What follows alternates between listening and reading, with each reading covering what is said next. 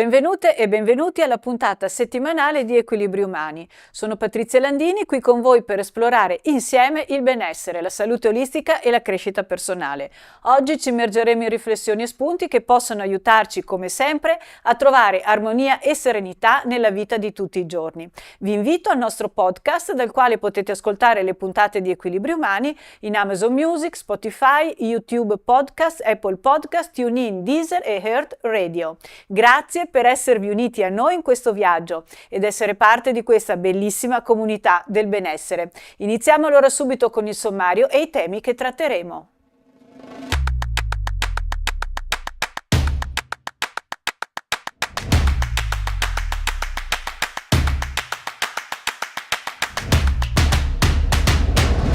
Superfood in freezer, alleati preziosi per la salute, energia e benessere. Mindfulness, alcuni trucchi per sentirsi radicati dove e quando vogliamo. Come rilassarsi davvero in vacanza. E poi cumino, la spezia che aiuta a digerire. Il pisolino strategico tra mito e realtà.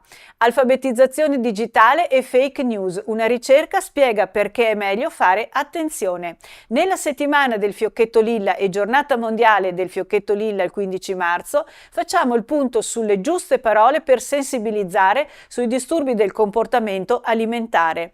Ospiti Adele La Monica, saggista, counselor e naturopata italiana, vicepresidente dell'Associazione Italiana di Naturopatia e supervisor counselor per Associazione Italiana di Counseling. Dal 2019 è official coach del Transurfing di Vadim Zeeland in Italia e dirige l'Accademia Italiana Transurfing. E poi Sonia Manfra, terapista complementare con diploma federale in yoga e ayurveda terapia, fondatrice e direttrice della scuola Yoga Ticino, punto di riferimento nella formazione di yoga e ayurveda terapia in Svizzera. Bene, e allora sai come trasformare il tuo congelatore da semplice deposito di alimenti d'emergenza a una vera e propria risorsa per la salute? Adesso lo scopriamo insieme.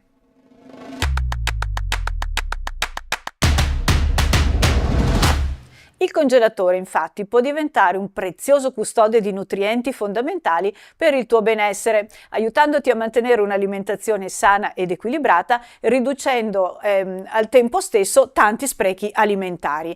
Quando parliamo di superfood ci riferiamo ad alimenti che, pur non avendo un riconoscimento scientifico ufficiale del termine, possiedono però concentrazioni molto elevate di nutrienti essenziali. Questi alimenti straordinari possono rafforzare il sistema immunitario, migliorare la salute intestinale e cerebrale e prevenire numerose patologie croniche. Vediamo insieme allora quali sono alcuni superfood ideali da conservare nel congelatore per utilizzarli ogni giorno, rapidamente e con la massima praticità. Iniziamo allora con i frutti di bosco. Questi piccoli tesori della natura come i mirtilli, i lamponi e le more contengono un'alta concentrazione di antiossidanti che contrastano l'invecchiamento e proteggono da patologie come Alzheimer e anche diverse forme di tumore. Conservati nel congelatore possono essere aggiunti direttamente a smoothie mattutini, yogurt o consumati come snack nutriente e gustoso.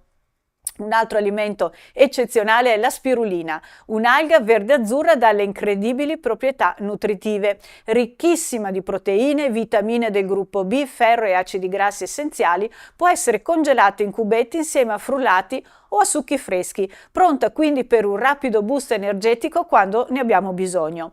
Tra i superfood congelabili ci sono anche i funghi shiitake, conosciuti per la loro proprietà immunostimolante e antinfiammatoria, grazie ai loro polisaccaridi e antiossidanti. Mantengono inalterate la loro proprietà nutritiva anche congelati e possono essere utilizzati in zuppe, risotti oppure saltati rapidamente in padella per piatti veloci, sani e deliziosi.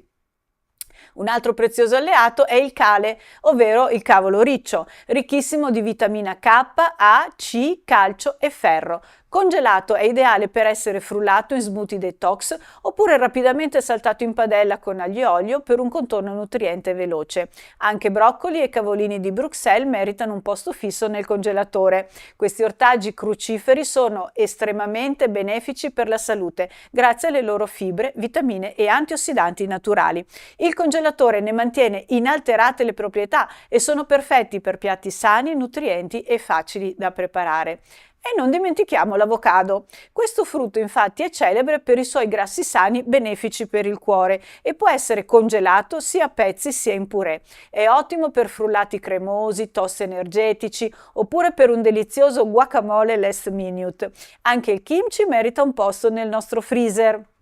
Questo cibo fermentato ricco di probiotici mantiene gusto e proprietà nutritive anche congelato, rimanendo croccante e saporito per diversi mesi. Aggiungilo dunque ai tuoi piatti orientali per una nota salutare e gustosa. E poi i semi di chia, ricchi di fibre, calcio e omega 3, si conservano perfettamente in freezer, mantenendo a lungo le loro proprietà benefiche. Sono ideali, come sappiamo, per preparare pudding nutrienti, arricchire gli smoothies e realizzare anche dei dessert molto sani. Gli spinaci poi congelati rappresentano una soluzione pratica per integrare con facilità ferro, calcio e vitamine nelle nostre ricette quotidiane. Ottimi anch'essi per smoothies, minestre, frittate o come aggiunta rapida a qualsiasi primo piatto.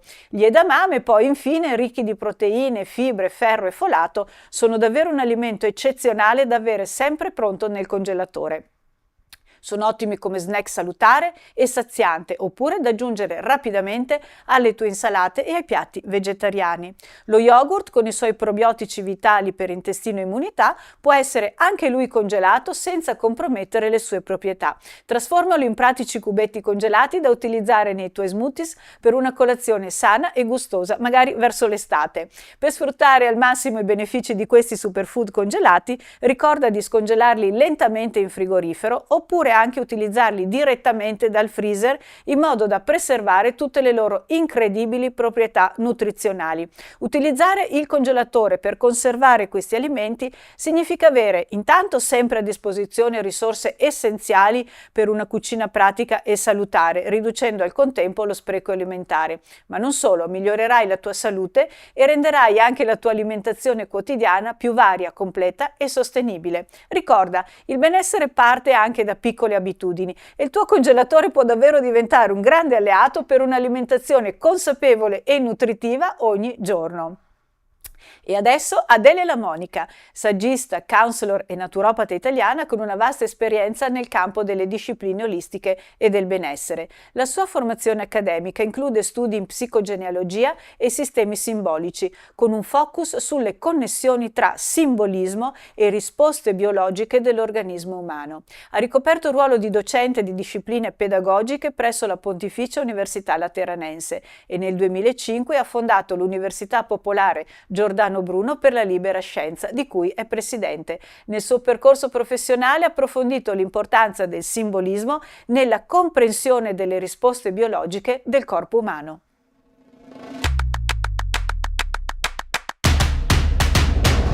Adele, grazie di essere con noi.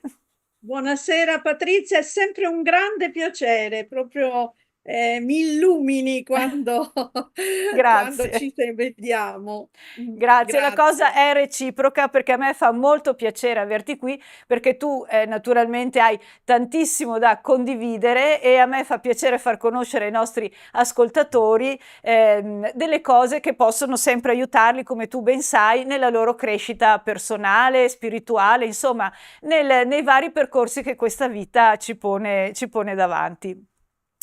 Con te oggi, dopo quella bella intervista che abbiamo fatto in presenza e che parlava di transurfing, vorrei affrontare il tema della biosimbologia. Ecco, vorrei partire però dalla base. Che cos'è un simbolo e come è nata questa biosimbologia? Così, diciamo un excursus un po' generale. Allora, noi siamo circondati da simboli. Il simbolo è quella chiave di raccordo tra noi e la realtà che ci circonda e che ci fa guardare oltre quello che è la realtà che noi viviamo, che noi speriamo ogni giorno. Il simbolo, la parola symbolum ha proprio questo significato, no? In antichità era un elemento che raccordava due cose. Mm.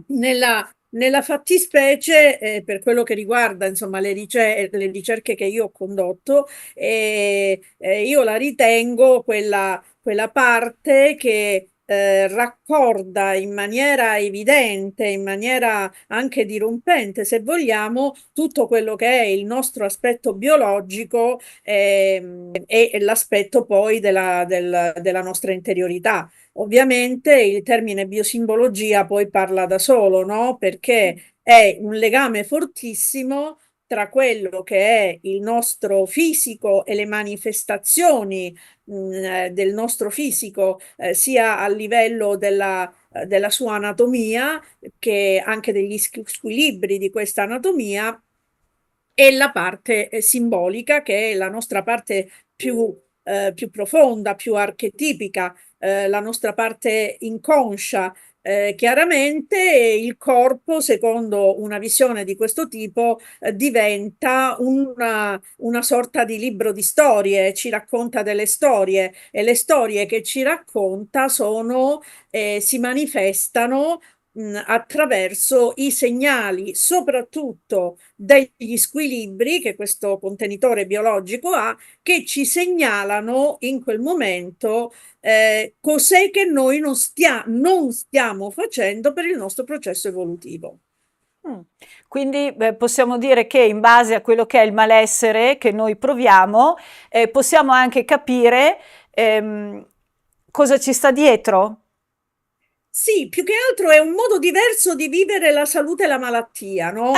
Sì. Noi in qualche modo, dal punto di vista, la parola olistica ormai è Mm. abusata, però va da sé che noi siamo un elemento unico, il nostro essere è un essere a unicità. Cioè la parte fisica non è staccata da quella emotiva e quella spirituale. Per cui anche la visione che noi possiamo avere della malattia può essere non una visione catastrofica, limitante e depauperante, come in qualche modo siamo abituati anche, no, da un certo tipo di modelli e di categorie che ci sono stati impartiti a viverla, ma possiamo trarre dalla malattia un insegnamento prezioso anche per noi stessi. Attenzione, questo non significa che non ci dobbiamo rivolgere alle persone competenti, ci mancherebbe altro, sarebbe Certo. scriteriato chi dice una cosa di questo tipo,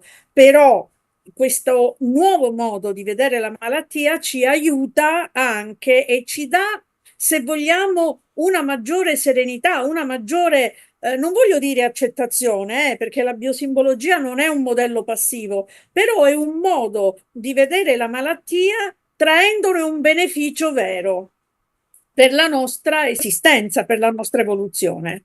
Certo, è davvero molto interessante quello che mi stai dicendo. Quindi la malattia porta in sé il messaggio evolutivo, diciamo, se uno lo vuole capire, Certo. ovviamente segue tutti i percorsi perché io sono la prima a dirlo, insomma, la parte medica non può essere saltata a pie pari, però possiamo anche imparare e questo potrebbe portarci magari non solo a stare meglio, ma anche a capire qualcosa di più di noi.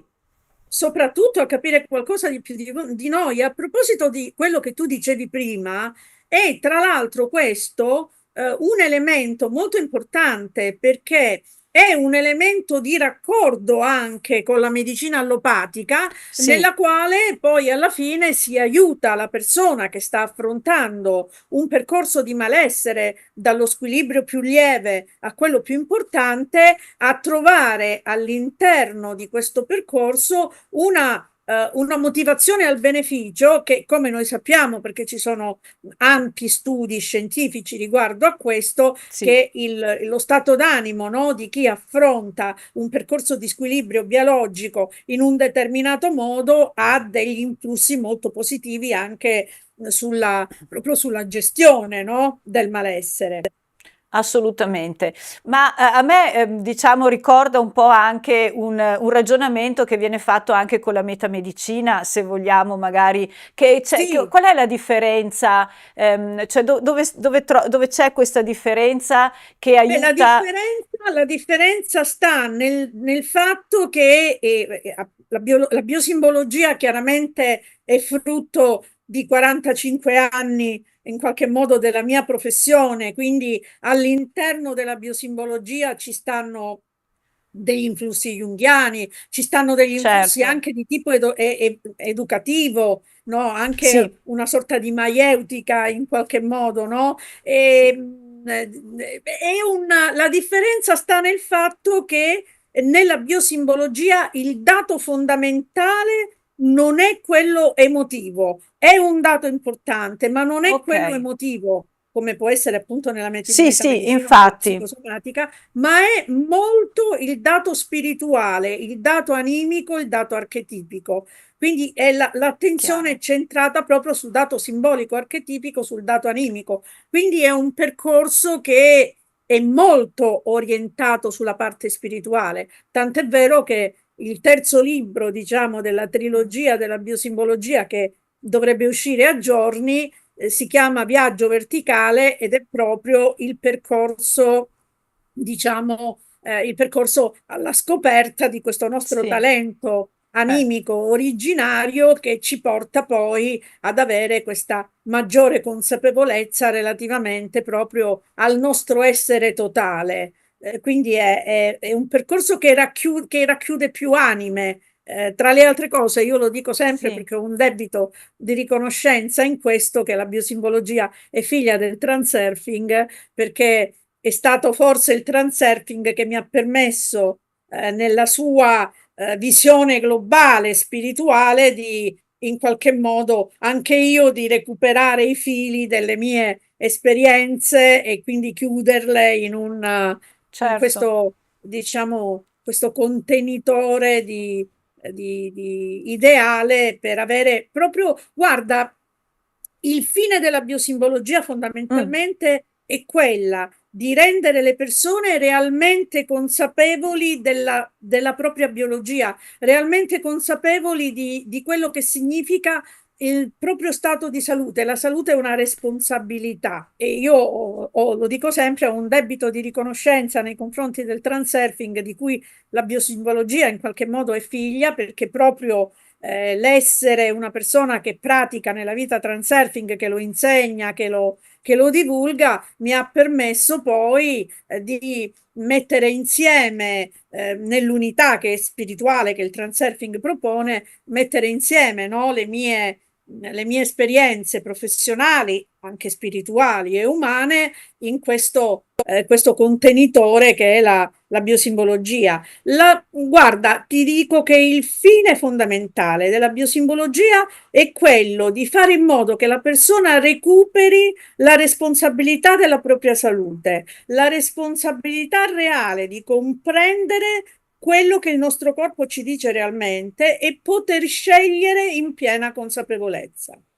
beh, hai detto una cosa per me strepitosa, perché se ognuno di noi veramente riuscisse in questo, il mondo sarebbe una cosa diversa da quello che viviamo, sicuramente. Ma Adele, ecco, io poi mi sono un po' informata naturalmente in maniera così un po' leggera, perché volevo appunto affrontare questa conversazione con te un po' preparata e ho visto che il concetto di memoria genealogica è centrale nella biosimbologia. Allora, com'è possibile che le esperienze dei nostri antenati abbiano un impatto sulla nostra vita, sulla nostra attualità?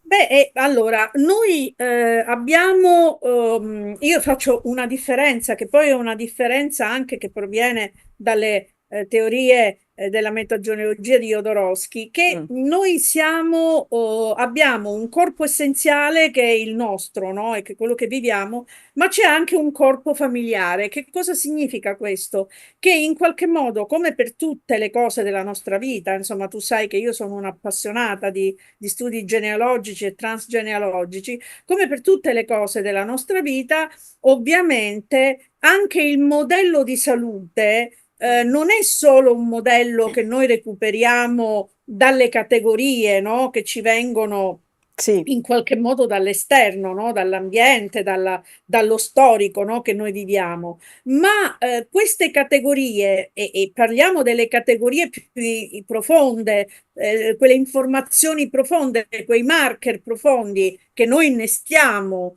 all'interno della nostra coscienza, ci provengono dal nostro albero genealogico, dal nostro sistema familiare. Quando parlo di sistema familiare, Sì. parlo di un sistema familiare che non si limita alla nostra famiglia attuale, ma a tutta una storia, no, che ci deriva dai nostri antenati.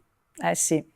Per cui anche il modello di salute che si è tramandato all'interno del nostro albero genealogico va nell'oggi a creare una sorta di idea della salute che potrebbe non essere la mia, ma che potrebbe in qualche modo essere il rispettare un patto di lealtà familiare per la quale Certo. io oggi mi ritrovo a vivere, per esempio, un modello di salute che non è quello, oppure fare delle scelte Delle anche che non scelte. sono quelle che la mia anima farebbe, no? Eh Oppure ci sì. sono quei condizionamenti familiari, no? Del tipo che poi sono un po' anche delle leggende, no? Tipo, Sì. nella nostra famiglia sono tutti deboli di cuore. Sì.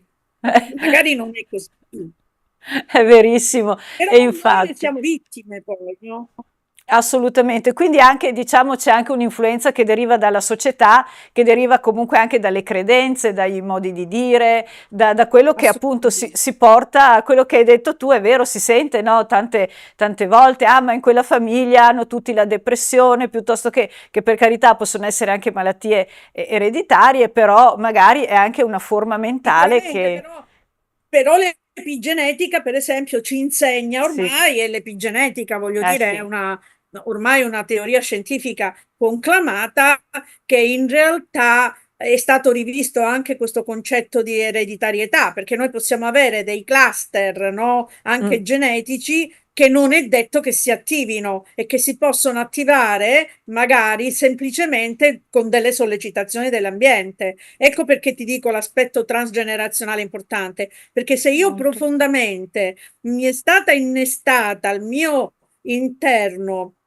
l'informazione, come dicevamo prima, che nella famiglia sono deboli di cuore, a parte il fatto che poi a livello simbolico questo Mm, c'ha tutto un significato molto particolare, no? Per cui sì. ci stanno ovviamente in biosimbologia, ogni organo ha una sua interpretazione simbolica Immagino, e sì. anche lo squilibrio di quell'organo ha una sua interpretazione simbolica. Per cui alla fine questo messaggio che mi arriva dalla famiglia non è solo un messaggio della leggenda familiare che tutti sono deboli di cuore o che si hanno problemi alla circolazione e al sangue, ma dato che il sangue è la nostra essenza vitale, mi dice che il filo rosso del mio albero genealogico è quello di un atteggiamento nei confronti della vita rinunciatario, passivo, e il più delle volte poi alla fine abbiamo visto in questi anni che diciamo che poi questi messaggi che ci mandano gli organi corrispondono perfettamente.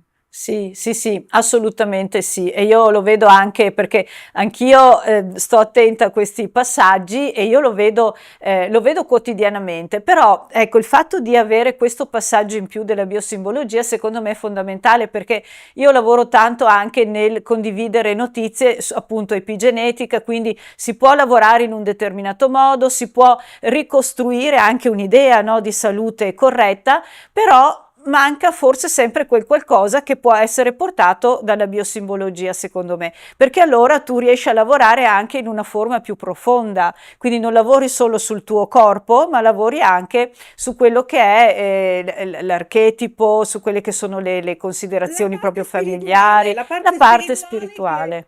che noi a Sì, volte pensiamo che non abbia delle correlazioni, no, con sì. tutto il resto, mentre invece potremmo scoprire sorprendentemente che invece è proprio quella parte che dirige tutta l'orchestra, no? Perché? Perché se noi, ti faccio un altro esempio pratico per farti Sì, capire, sì, no? L'apparato respiratorio in biosimbologia è l'apparato che rappresenta la nostra vocazione, la nostra missione. Perché? Perché il respiro è quell'elemento che noi appena veniamo al mondo, no? Tiriamo fuori ed è l'ultima cosa che facciamo quando certo. lasciamo questo piano di esistenza. Quindi è proprio il percorso della nostra anima che sceglie l'itinerario da percorrere in questo piano di esistenza. Bene, quasi tutte le situazioni di squilibrio dell'apparato respiratorio abbiamo visto che sono collegate, e sul libro ci stanno diversi esempi in Sì, questo senso, che sono proprio collegate alla mancanza di possibilità di poter esprimere nella propria vita la propria vocazione. Oppure, sempre parlando dell'apparato respiratorio, quando abbiamo, no, quel ah mal di sì, gola o quella tosse sì. insistente, che non, e il più delle volte io alle persone gli dico: Ma che è successo? C'è qualche cosa che volevi dire a qualcuno? E puntualmente Salta fuori. viene fuori questo quadretto di mannaggia, sì, volevo dirgli al mio capo ufficio, però che non è Ma giusto che vabbè. Poi caspita. alla fine È è vero, è così. vero. Comunque, sentirti parlare veramente apre dei mondi perché effettivamente ci sono delle cose che neanche pensiamo che possono essere collegate. Invece alla fine lo sono e questo è davvero molto importante. Quindi anch'io andrò, beh, innanzitutto leggerò i tuoi libri che non ho ancora letto e mi spiace, chiedo venia, ma li leggerò sicuramente perché questa parte della genealogia è veramente importante, spesso viene tralasciata e bisognerebbe che tutti conoscessero perché io vedo anche che le persone non hanno così tanta cura nell'avere la conoscenza del proprio passato, la conoscenza dei Invece è propri fondamentale. antenati.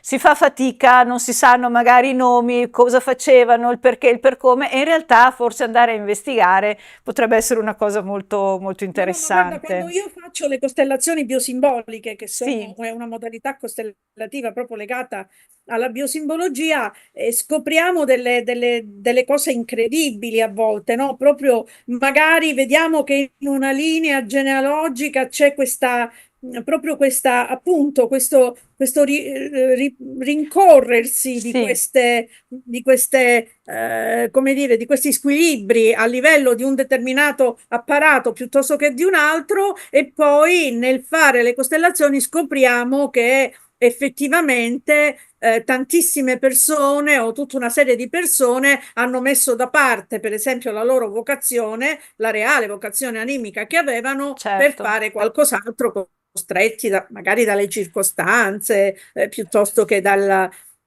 Sì, ma anche dall'ambiente, insomma, esatto, dalle o dalla situazioni. paura di andare fuori da questo percorso magari tracciato dai genitori, perché molto spesso anche i Certo, genitori, no, certo. ti danno quell'indirizzo che, ecco. Ma allora, Dele, se volessimo partire dalla base, cosa può essere utile per portare un po' di più l'ascolto a noi stessi e cominciare a capire da che parte orientarci per stare più in un mondo più di benessere, ecco, e di salute naturalmente.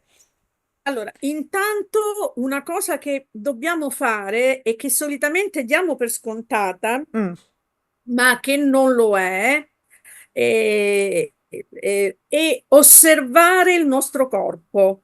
Io faccio fare un esercizio spesso nei seminari che faccio del viaggio verticale, che è un esercizio che si trova anche nel libro nuovo che uscirà, sì, che è lo scanner, il bioscanner immaginale, cioè mettersi in una condizione di cominciare a osservare e in qualche modo non solo osservare, ma come ti posso dire, fare un vero e proprio scanner mm, del proprio corpo, osservandolo centimetro per centimetro.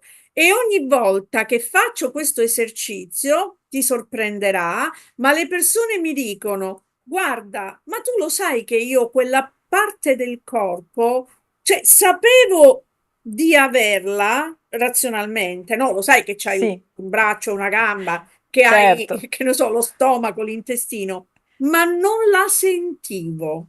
E questa cosa che può sembrare una cosa strana, no? Dice, com'è possibile che una persona non riesca a percepire, no?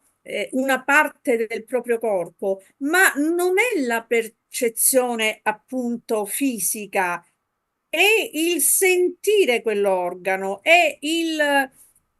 molte persone me la descrivono proprio come una sensazione diversa, cioè il fatto di sapere che quell'organo c'è e il fatto di, dopo aver fatto questo esercizio dello scanner immaginale, no? Che ovviamente è un esercizio che richiede anche una certa tranquillità, un certo... Sì, è una visualizzazione guidata poi. E il fatto di improvvisamente sapere che quell'organo c'è, che ha una sua funzione, che ha un ruolo nel nostro corpo ed è una cosa incredibile perché poi dà un senso proprio di benessere, anche un senso di riappropriazione del proprio corpo. È meravigliosa, io la trovo molto bella questa cosa certamente. quando la facciamo nei gruppi o nelle sessioni individuali, molto Eh bella. sì, assolutamente, assolutamente. Ti chiedo l'ultima cosa. Il silenzio interiore, quanto è importante per riuscire a entrare in noi stessi e capire qualcosa di più? Allora, è fondamentale. Noi purtroppo, e lo dico purtroppo perché io da quando vivo in campagna ho proprio avuto la dimensione reale di quello che ti sto per dire.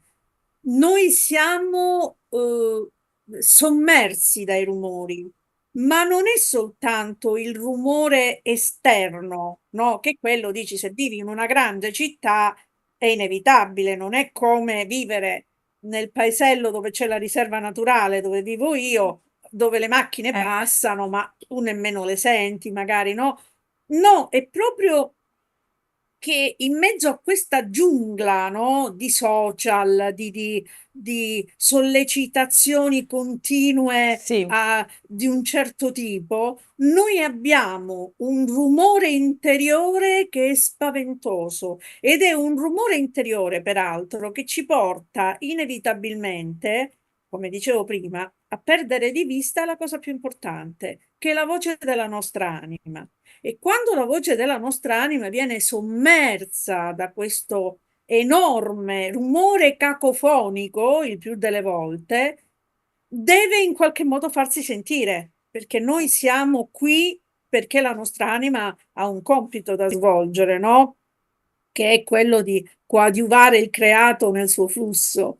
E quindi il fatto di essere co-creatori non è una cosa presuntuosa, ma non è altro che questo. E quindi come fa l'anima a farsi sentire? Attraverso il nostro corpo. Ecco perché ti dicevo che il nostro corpo ci racconta delle storie, anche delle storie metafisiche, se vogliamo.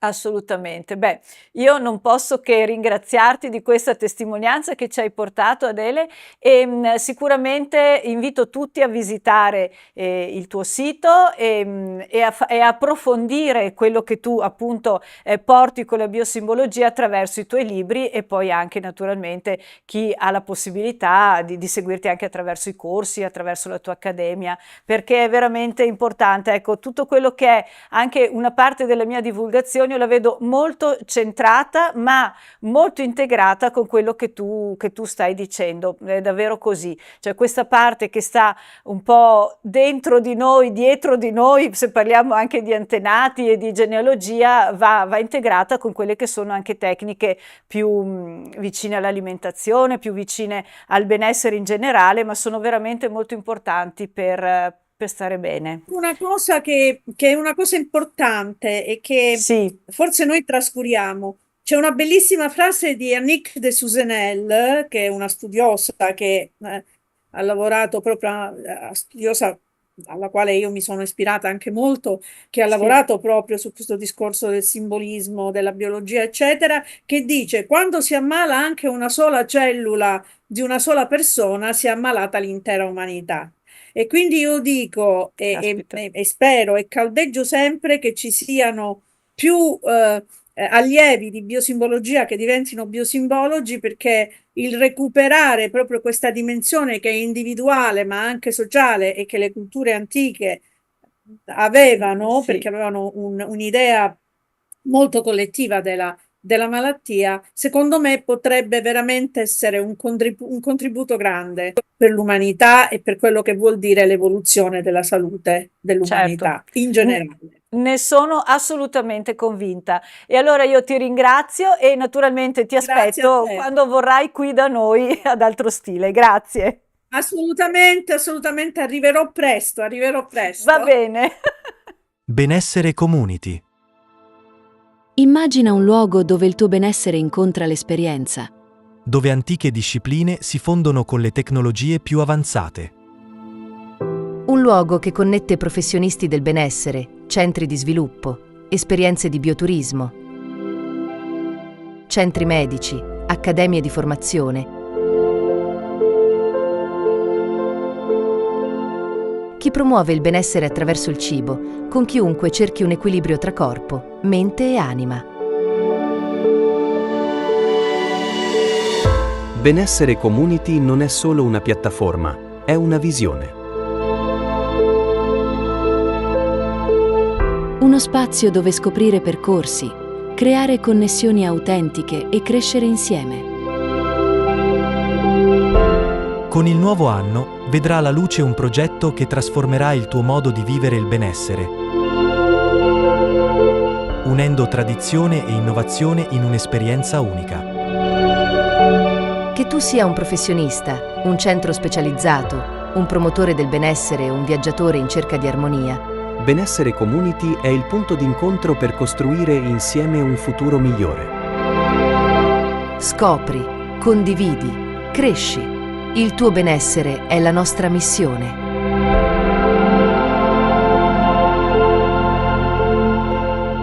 Mindfulness non è solo meditazione, è un modo gentile e consapevole di vivere ogni momento, prestando attenzione alle sensazioni fisiche ed emotive che viviamo, senza giudizio, senza ansia e senza stress.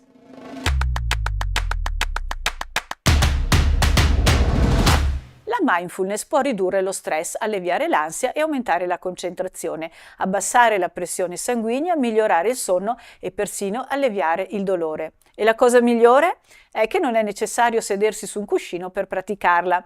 Ogni attività quotidiana può diventare un esercizio di mindfulness se ci concentriamo completamente sul momento presente. Gli odori, i suoni, i sapori, le texture e le nostre reazioni emotive e fisiche. Sentite allora queste attività di mindfulness adatte a tutti. Iniziamo dai consigli della terapeuta ed esperta di mindfulness Jane Johnson, autrice di Everyday Mindfulness. Lei spiega che praticare mindfulness significa imparare ad accogliere tutto ciò che accade nel presente con gentilezza e curiosità. Ecco allora alcune attività semplici consigliate da lei che puoi iniziare da subito.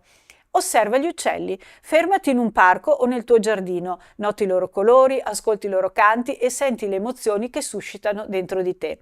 Passeggia nella natura, cammina lentamente, ascolta il suono delle foglie sotto i tuoi piedi, senti l'aria sulla pelle e osserva gli alberi e le nuvole. Tieni un diario della natura, scrivi tutto quello che percepisci intorno a te, profumi, suoni, emozioni. È un modo per radicarti nel presente e diventare più consapevole. E poi scatta fotografie consapevolmente. Cattura momenti che ti emozionano, osserva dettagli e nota come queste immagini risvegliano sensazioni dentro di te. Coltiva una pianta, prenditi cura del verde in casa o in giardino. Osserva la consistenza delle foglie e del terreno, sentendo la vita che cresce lentamente. Bevi il tè con consapevolezza. Fai attenzione alla preparazione, ai profumi, alle sensazioni mentre sorseggi lentamente. Modella con l'argilla, non serve un'esperienza artistica. Crea una semplice forma ogni giorno, osserva senza giudizio e poi rimodellala. Un esercizio che calma la mente e risveglia la creatività. Ascoltiamo poi i consigli di Oludara Adeyo, terapeuta e autrice di Self-Care for Black Women. Oludara suggerisce altre attività: cucina qualcosa di nuovo, immergiti nei profumi, nei colori e nei sapori mentre prepari un piatto o un dolce. È un atto d'amore verso te stesso. Oppure guarda un film in una lingua straniera. Nota come diventi più attento ai gesti, alle espressioni e ai dettagli che spesso trascuriamo. Ascolta poi musica rilassante, lasciati trasportare da melodie rilassanti come il lo-fi o brani meditativi che aiutano la mente a distendersi. Guida senza distrazioni. Prova a guidare senza radio, senza podcast, concentrandoti unicamente sui suoni e sul paesaggio. Catherine Baird, creatrice di The Blissful Mind, ci invita invece a scoprire le sensazioni semplici. Anche lei invita a camminare a piedi nudi, sentendo la terra, l'erba e il legno sotto i piedi. La considera una connessione fisica diretta che riporta immediatamente al presente. Oppure gioca con il tuo animale domestico, osserva il suo modo naturale di vivere l'attimo presente e lasciati contagiare dalla sua gioia. Fai un picnic, presta attenzione ai sapori del cibo mangiato all'aria aperta e osserva come cambia la percezione del gusto e della consistenza. Invece Mira Patel propone un modo delicato di iniziare la giornata. Svegliati prima, prenditi 10 minuti di silenzio e calma prima che inizi il caos della giornata. Fai stretching, ascolta il tuo corpo, scopri dove si accumulano le tensioni e rilassalo dolcemente. E poi fai una doccia consapevole. Senti l'acqua che scorre sul tuo corpo, percepiscine la temperatura, il profumo del sapone e goditi questo semplice piacere. Per migliorare anche l'umore, Amanda Lynch consiglia di iniziare la giornata con la gratitudine. Scrivi allora ogni mattina almeno 3 cose per cui sei grato. Ti aiuterà a concentrarti sul positivo della vita. Mangia frutta e verdura colorate, un modo semplice per nutrire il corpo e anche gli occhi, e sii gentile con te stesso. Concediti errori, pause e momenti per recuperare energia. Respira consapevolmente ogni volta che ti senti sopraffatto. Fermati e fai respiri lenti e profondi, tornando al presente sempre con semplicità. Ricorda che ogni attività quotidiana può diventare mindfulness se fatta con presenza e intenzione. Prova quelle che senti più vicine a te. Sono molte, te ne ho descritte tante, e lasciati sorprendere dalla facilità con cui puoi radicarti nel presente ovunque vuoi. E adesso Sonia Manfra, fondatrice e direttrice della scuola Yoga Ticino, punto di riferimento nella formazione integrata di yoga e Ayurveda terapia in Svizzera. Da oltre 20 anni si dedica con passione all'insegnamento di queste discipline, promuovendo una visione olistica del benessere in cui mente, corpo e spirito sono profondamente interconnessi.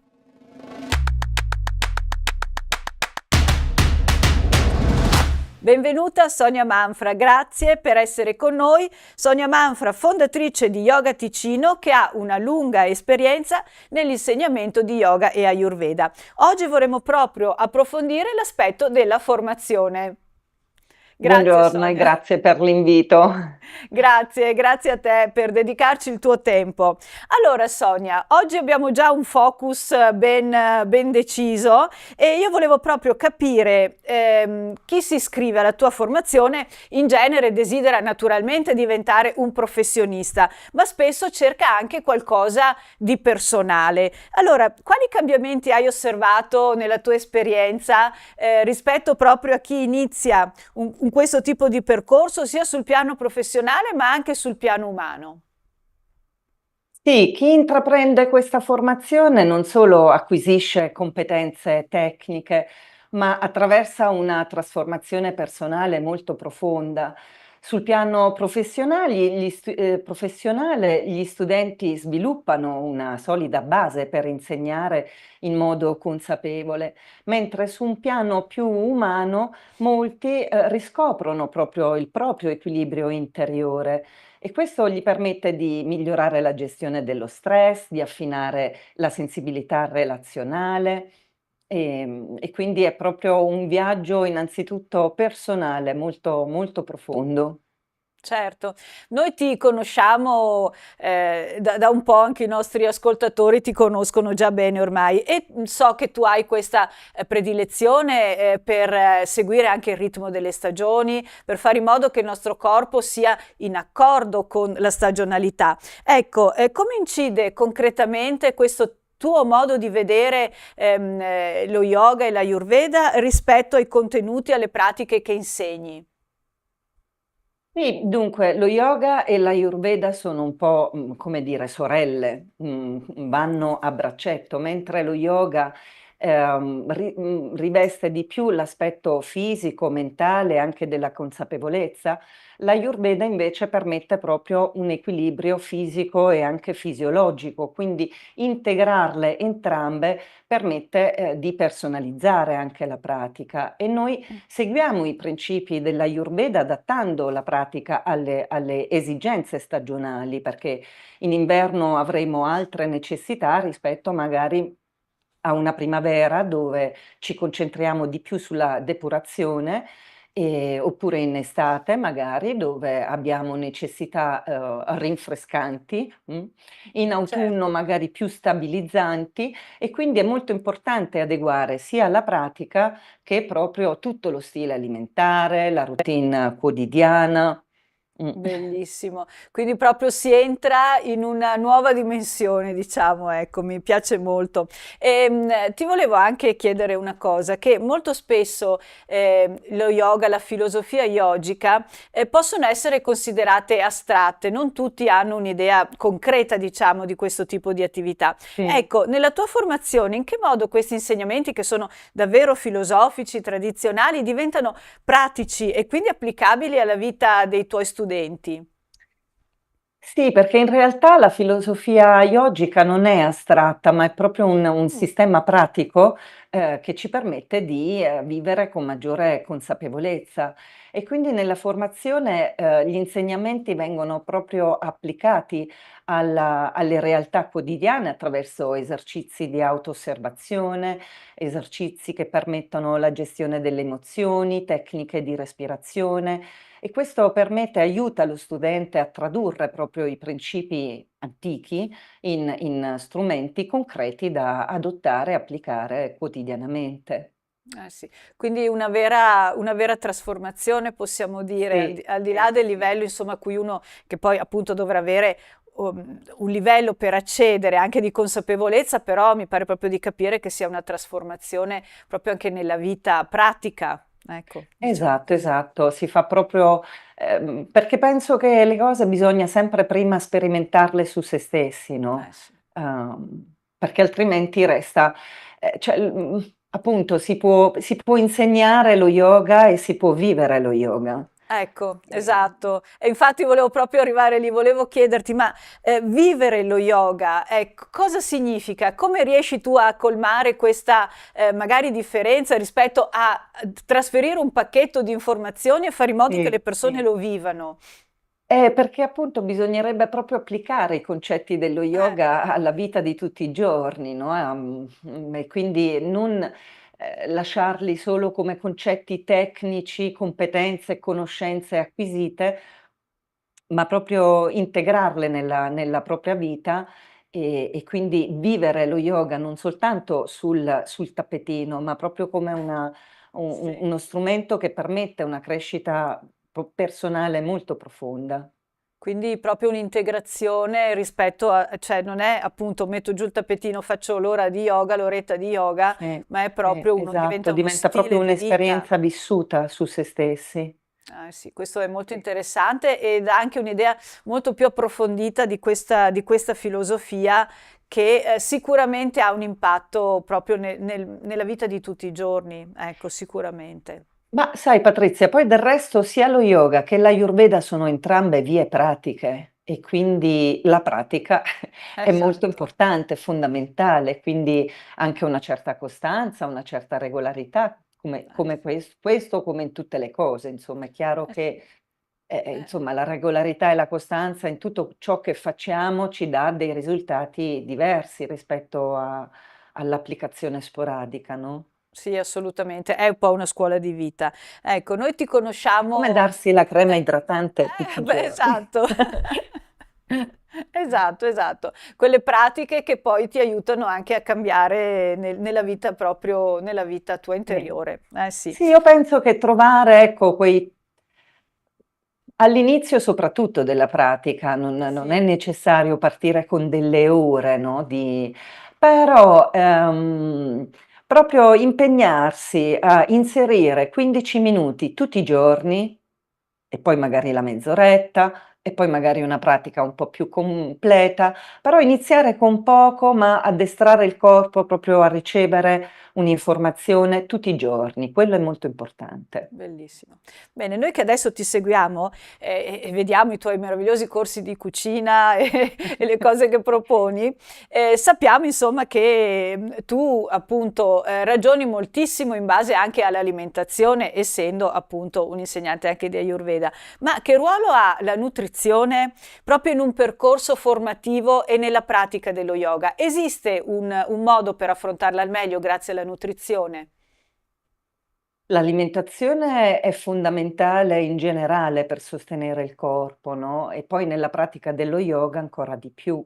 E quindi noi insegniamo agli studenti come adattare la dieta un po' anche in base alla propria costituzione, in base alle stagioni, questo per permettere di migliorare la gestione, la digestione innanzitutto, e poi anche proprio l'apporto energetico e la concentrazione che porta. E una nutrizione consapevole amplifica gli effetti dello yoga, sul benessere in generale. È molto Certamente. importante prestare un Sì. minimo di attenzione, sì. Sì, noi dal nostro studio cerchiamo di essere anche noi sempre proattivi nel dare il consiglio giusto perché l'alimentazione è la base, a mio modo di vedere. Quindi Sì, è un sì, po' proprio, no, ciò che sì. si converte poi in energia appunto vitale Assolutamente, anche. assolutamente. Bene, ma allora diciamo, una persona che arriva e si iscrive alla tua scuola di formazione, ecco, questo mi incuriosisce molto, deve avere anche delle altre competenze, deve avere delle soft skill, diciamo, come si usa adesso, quindi competenze a livello emotivo, relazionale, oppure si possono innescare durante la formazione o meglio che una persona Esatto. abbia già un sustrato di questo tipo? No, no, non è necessario nessuna preparazione in tal Mm, senso e sono tutti aspetti che poi, vengono appunto modellati, trasformati, modificati. sì, Sono proprio quegli aspetti, anche come posso dire, sui quali subito notiamo proprio la pratica dello yoga, quanto interviene, quanto ci può sostenere e aiutare sulla gestione appunto delle emozioni, sull'acquietare la mente, mhm, la gestione quindi, relazionale, stress, no, ansia, preoccupazione, tutto questo viene affrontato, quindi non occorre ah, una eh, preparazione di base, occorre semplicemente, apertura e, tanta curiosità. Ecco, questo sì. sì, assolutamente. Quindi insomma è un percorso però, io leggevo appunto, è triennale, però se una persona vuole farlo anche per step o per gradi lo può affrontare oppure è meglio che si metta già nell'ordine di idee di avere un percorso un po' più lungo. No, ognuno può affrontarlo come meglio crede. La formazione è suddivisa su 3 anni.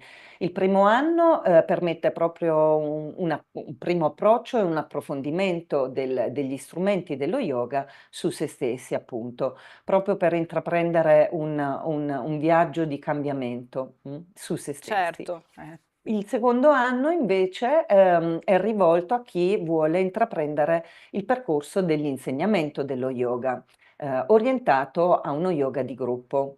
mm, Mentre il terzo anno, diventa, un poco più, specifico, sì, perché lì ci rivolgiamo, allo yoga in quanto strumento terapeutico. Quindi come lo yoga ci può aiutare per affrontare, disagi fisici, fisiologici, in certo. Sì, sì, sì. individualmente personalizzati, quindi con delle, proprio soluzioni anche personalizzate, perché la stessa cosa comunque sia, può agire in modo diverso da persona a persona e quindi il percorso diventa un percorso, specializzato e personalizzato. Certamente. Bene, ci hai dato davvero un quadro completo. Io però avevo una curiosità, volevo chiederti Sì. una cosa. Questo periodo qui un po' di passaggio tra, insomma, la primavera cioè l'inverno e la primavera, e speriamo che arrivi la primavera perché piove, magari non c'è tempo proprio che sia proprio il miglior tempo possibile. Ma cosa può dare un massaggio ayurvedico? Tu sei esperta nel massaggio ayurvedico. È un buon periodo quello della primavera per il famoso detox? Esatto, esatto. La primavera è una stagione molto delicata. Si fa sempre un po' Sì, fatica proprio perché arriviamo da una stagione invernale, quindi risentiamo un pochino del ristagno, della pesantezza, della letargia che lascia un poco sì, certo. l'inverno e iniziamo a portarci un poco di più verso il movimento e questo crea un poco di disagio a volte. Quindi il massaggio sicuramente aiuta appunto a detossificare il corpo proprio su un piano fisico e fisiologico Certo. e quindi di rilassarlo anche, di nutrirlo attraverso oli specifici ayurvedici, di concedersi una coccola e una pacificazione proprio da testa a piedi. Bellissimo, bellissimo. Sì, Bene Sonia, allora noi ti ringraziamo e magari ecco, quando avrai grazie a voglia voi. faremo un altro passaggio per quanto riguarda l'alimentazione che sai a me interessa moltissimo. Vorrei approfondire il cumino di cui oggi Sì, parleremo in trasmissione, però con te ha tutto un altro spessore, una diciamo, spezia ragionamento. Eh importantissima. sì, sì, Mm, sì, mm. infatti. Io mi ricordo, ne abbiamo parlato, abbiamo avuto anche molto successo il reel con te con i semi Grazie. di cumino in mano, era bellissimo. Quindi ti ringrazio molto e ti aspetto allora ad una prossima puntata. Grazie Volentieri, Sonia. grazie a voi Patrizia. Io mi scuso, sono sempre molto emozionata ai microfoni. Ah, no, assolutamente no, no, no, no, non si direbbe neanche questa volta. Sei stata molto precisa, abbiamo Grazie, capito perfettamente la tua scuola di formazione. grazie mille. Adesso la Grazie. cucina la farò il prossimo weekend qui in Yoga Ticino, Certo. però volentieri, volentieri vi parlerò ancora di Sì, perché spezie, di me l'hanno sapori. richiesto, vogliono sapere, vogliono capire le Sì? persone, quindi è molto importante avere poi la fonte diretta di un'esperta quale sei tu, insomma, quindi È molto benissimo. importante bere acqua calda. Adesso, appunto, Sì, anche in questo passaggio di stagione, beviamo tisane, magari tisane anche cumino e coriandolo con un po' di zenzero, oppure cosa potrei suggerire? Anche comunque, un sai limone e che rosmarino, ad esempio, tutte tisane che alleggeriscono io un prendo pochino la nota. pesantezza di Kapha dosha e Limone e depurano. rosmarino, ma hai detto, e cumino e cumino? Cumino coriandolo e poi appunto se si vuole dare un effetto un poco più ehm, pungente si può Sì, aggiungere un pizzico di zenzero di fresco. zenzero. Sì, sì. Perfetto, perfetto. Allora le faremo senz'altro. Grazie mille. Grazie a voi. Grazie, a presto. Buona giornata, a presto. Grazie. Molte persone tornano dalle vacanze più stressati di prima. Succede soprattutto a coloro che tendono a programmare troppo ogni momento, cercando di fare tutto, vedere tutto, sperimentare tutto.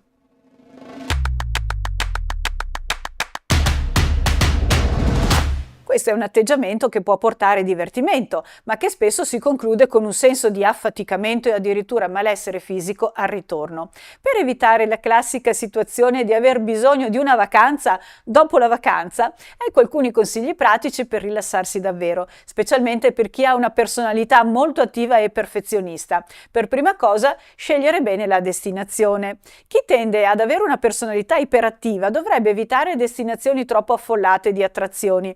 Grandi città o parchi divertimento enormi rischiano di sovraccaricare l'agenda, portando inevitabilmente al timore di perdersi qualcosa. Allora, meno attività disponibili significa meno ansia da perdersi qualcosa, la famigerata FOMO che è sempre dietro l'angolo. E poi minimizzare lo stress del viaggio. I momenti più stressanti di una vacanza sono spesso i trasferimenti, lo sappiamo. È importante allora pianificare viaggi semplici con voli diretti o con poche coincidenze, evitando orari di punta e traffico intenso. Anche i viaggi in macchina andrebbero spezzati con soste piacevoli lungo il percorso, trasformando il viaggio stesso in una parte rilassante della nostra vacanza. Piuttosto poi che avere paura di perdere qualcosa, bisognerebbe coltivare la gioia di perdere qualcosa. In pratica è consigliabile scegliere con attenzione poche attività significative da fare ogni giorno, privilegiando la qualità e il relax piuttosto che un'agenda fitta. Un buon consiglio è lasciare che ogni persona partecipante al viaggio scelga una sola attività imperdibile, lasciando spazio per il riposo o anche l'improvvisazione. Limitare poi la tecnologia. Per rilassarsi davvero è essenziale limitare l'uso di dispositivi tecnologici, soprattutto per motivi lavorativi. Lasciare a casa il laptop e ridurre al minimo l'uso del cellulare permettono di tagliare i ponti con lo stress lavorativo. Consigli utili possono essere silenziare le notifiche, impostare limiti di utilizzo di app lavorative e spegnere il telefono quando non necessario. E poi dedicare una giornata alla vera improvvisazione. Inserire proprio una giornata senza alcun programma predefinito aiuta a creare un clima di relax autentico. Può trattarsi di attività semplici come rilassarsi in piscina, fare una passeggiata tranquilla o godersi un pasto senza fretta in un parco. Queste giornate diventano spesso quelle più memorabili delle vacanze. Inserire giorni cuscinetto, importantissimi. Avere 1 o 2 giorni cuscinetto prima e dopo la vacanza o addirittura all'arrivo permette di entrare e uscire dal ritmo vacanziero senza stress. Questo periodo di transizione aiuta il corpo e la mente ad adattarsi più facilmente, favorendo un relax davvero più profondo. E poi regalarsi un trattamento benessere. Un modo concreto per aumentare il relax è includere trattamenti spa durante o al termine della vacanza. Un massaggio, un trattamento benessere o una semplice giornata dedicata alla cura di sé, magari al ritorno, possono davvero prolungare la sensazione di rigenerazione fisica e mentale. Modificare i programmi senza stress. È importante imparare a cambiare piani senza sentirsi in colpa. Spesso accade, se un'attività non risulta più adatta o se qualcuno preferisce rilassarsi, è meglio ascoltare le proprie esigenze e adattarsi. Dividere il gruppo o saltare un evento non dovrebbe essere davvero una fonte di stress, ma proprio un modo naturale di vivere la vacanza in armonia con se stessi e con gli altri. E poi tornare alla natura. Anche in città è possibile trovare spazi verdi per rilassarsi, ma l'ideale sarebbe scegliere vacanze in contesti naturali, spiagge tranquille, boschi, montagne o parchi nazionali. La natura aiuta davvero a rallentare il ritmo, a rilassarsi mentalmente e fisicamente e favorisce una sensazione di rigenerazione profonda. Seguendo questi piccoli consigli, anche le persone più attive potranno godere di vacanze autenticamente rilassanti senza rinunciare però all'esperienza e tornando davvero rigenerate e piene di energia positiva. Bene, una ricerca lancia l'allarme: la diffusione delle notizie false sui social network cresce e i giovani spesso non distinguono tra informazione affidabile e fake news. È tempo allora di affrontare il problema e il tema dell'alfabetizzazione digitale, non solo per i nativi digitali appunto, ma anche per i loro genitori. Sentiamo allora il servizio. Secondo l'indagine Alfabetizzazione digitale e fake news, realizzata da Ipsos, Osservatorio Giovani dell'Istituto Toniolo e Parole Ostili, quasi un giovane su 3 mette like a una notizia non verificata, mentre il 51% utilizza i social come fonte di informazione. Lo studio ha coinvolto oltre 4.800 studenti delle scuole secondarie, analizzando il loro rapporto con la comunicazione digitale, le competenze ritenute necessarie e il ruolo della mediazione genitoriale nella gestione della vita online. Elena Marta, docente di psicologia sociale all'Università Cattolica, spiega: abbiamo testato in tempo reale il comportamento dei ragazzi davanti alle fake news. Il risultato? Troppo spesso i giovani non si accorgono delle notizie false e le diffondono senza verificarle. L'indagine ha svelato dati preoccupanti. Il 31% dei giovani utenti mette like alle fake news, mentre il 7% le condivide. Tuttavia, il 73% non condivide alcuna fake news, dimostrando una netta distinzione tra interazione passiva e attiva. Il tempo trascorso sui social influisce notevolmente. Chi passa più di 3 ore al giorno su queste piattaforme condivide fino a 5,5 volte più notizie false rispetto a chi ne passa meno di un'ora. Giuseppe Riva, professore di psicologia della comunicazione, aggiunge: una maggiore competenza digitale non basta a proteggere dalle fake news. Gli studenti che si ritengono più esperti tendono paradossalmente a diffondere più contenuti falsi. E i social più usati? Il 94% degli intervistati ha un account WhatsApp, il 74% Instagram e il 68% TikTok. I ragazzi passano in media 2,4 ore al giorno su TikTok e 1,8 su Instagram. Ma l'utilizzo non è solo passivo. Il 36% commenta i post degli amici, il 28% pubblica foto o video e il 21% commenta notizie. I ragazzi sono consapevoli del problema? Sì, ma non abbastanza. Il 70% ritiene di saper riconoscere una fake news e il 75% cerca di fare fact-checking. Tuttavia, un 80% crede che la scuola debba fornire strumenti migliori per distinguere le notizie vere da quelle false. E i genitori? Solo 1 su 3 affronta il tema di Internet in famiglia. La metà dei genitori dà consigli su come navigare in sicurezza, ma un ragazzo su 3 si trova completamente solo di fronte ai rischi della rete. Inoltre, un genitore su 4 non incoraggia i figli a esplorare il web in modo consapevole. La vera sfida, spiega Rosy Russo, presidente di Parole Ostili, è che gli adulti capiscano che virtuale è reale. Non possiamo lasciare i ragazzi senza guida in un mondo che influisce direttamente sulle loro opinioni e comportamenti. L'alfabetizzazione digitale è ormai un'urgenza. Serve un'educazione concreta, sia per i giovani che per gli adulti. Solo così potremo contrastare il dilagare delle fake news e garantire un futuro più consapevole nell'era digitale. Parliamo di una spezia speciale utilizzata da millenni nelle cucine di tutto il mondo, ma che viene poco utilizzata in Occidente e che ha un incredibile potere sul nostro benessere.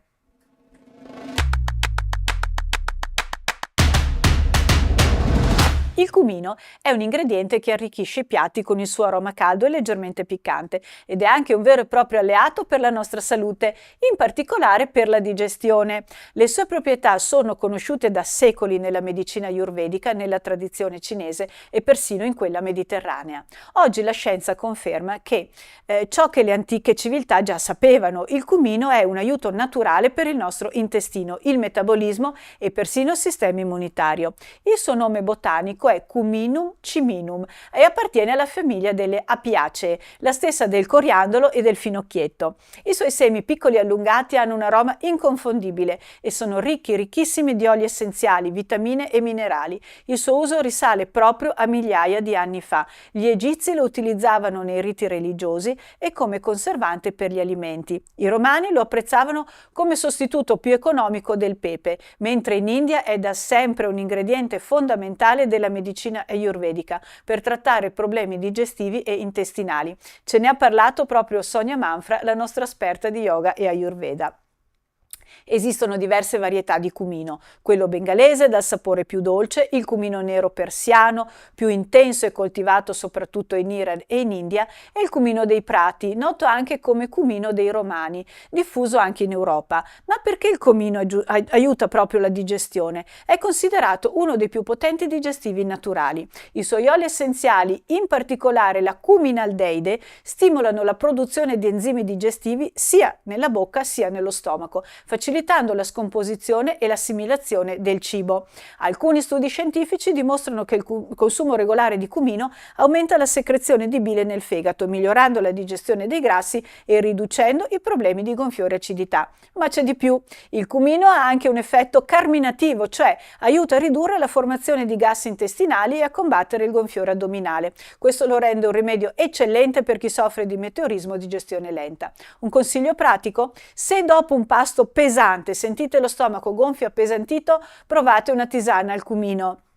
Basta mettere un cucchiaino di semi in acqua bollente per 10 minuti. Il risultato sarà un sollievo immediato e una digestione più leggera. Ma il cumino non è solo digestivo. Questa spezia ha anche altre straordinarie proprietà. Migliora il metabolismo, aumenta la termogenesi corporea, aiutando a bruciare più calorie e a ridurre il grasso corporeo. Uno studio ha dimostrato che chi assume cumino regolarmente può migliorare del 25% la capacità di eliminare il grasso in eccesso. È ricco di ferro. 100 grammi contengono oltre 66 mg di ferro, una quantità ben 5 volte superiore al fabbisogno giornaliero di un adulto. Per questo è utile contro l'anemia e per chi segue una dieta vegetariana o vegana magari un po' stretta.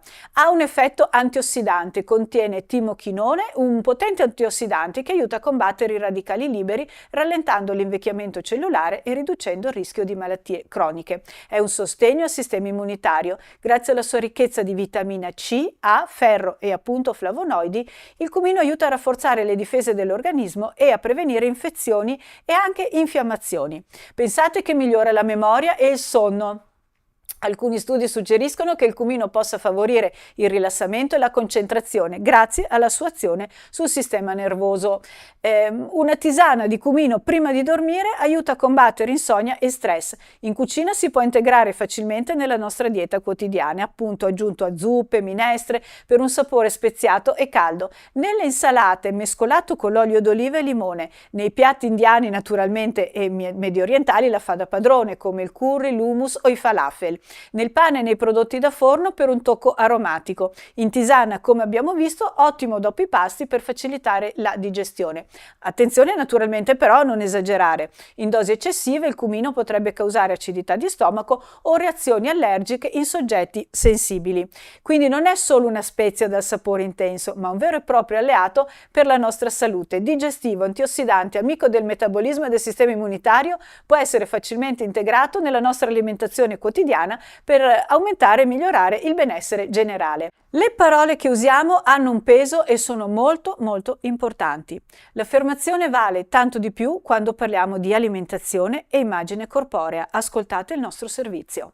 Le parole che usiamo hanno un impatto profondo, soprattutto quando si parla di alimentazione e immagine corporea.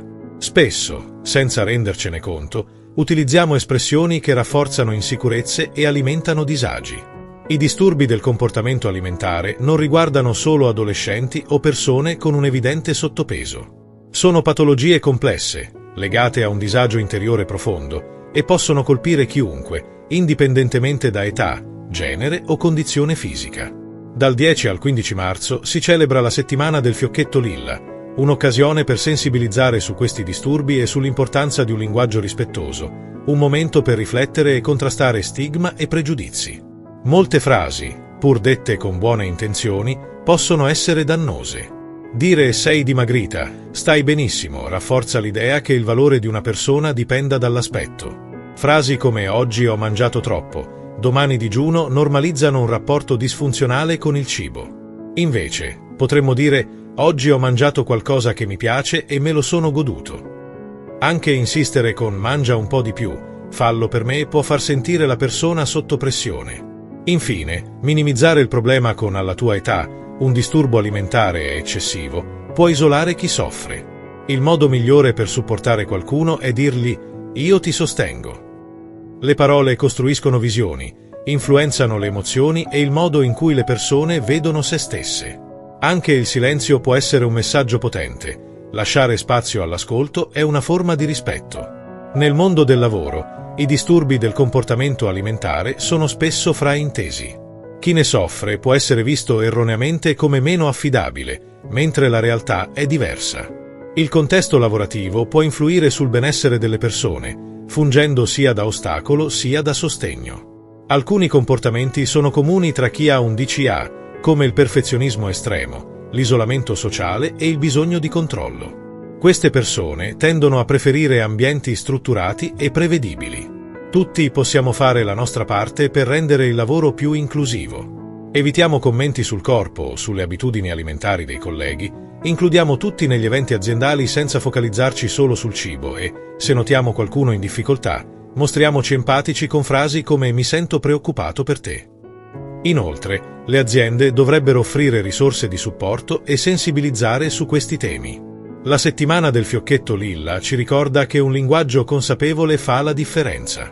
Creare un ambiente lavorativo attento alla salute mentale significa scegliere parole inclusive, proporre alternative nei momenti di socialità e garantire accesso a supporti psicologici. Anche i gesti più semplici possono fare la differenza. Ognuno di noi può contribuire a costruire un mondo più empatico e rispettoso. Le parole hanno un peso. Usiamole con cura. Vi è mai capitato di sentire quel calo di energia nel primo pomeriggio? La testa si appesantisce, gli occhi si chiudono da soli e ogni attività sembra diventare più faticosa.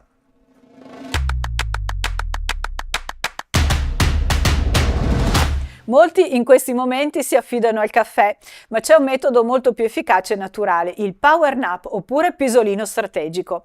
Ora, qualcuno potrebbe pensare che dormire di giorno sia solo una perdita di tempo o addirittura controproducente, ma la scienza dice l'esatto contrario. Se fatto nel modo giusto, un breve riposo può migliorare la concentrazione, l'umore e persino la produttività. La chiave sta nel quando e quanto dormire. Quando dormiamo, il nostro cervello infatti attraversa diverse fasi. All'inizio entriamo in uno stato di rilassamento leggero, poi il sonno diventa più profondo e rigenerante. Dopo circa 90 minuti si arriva alla fase REM, quella dei sogni.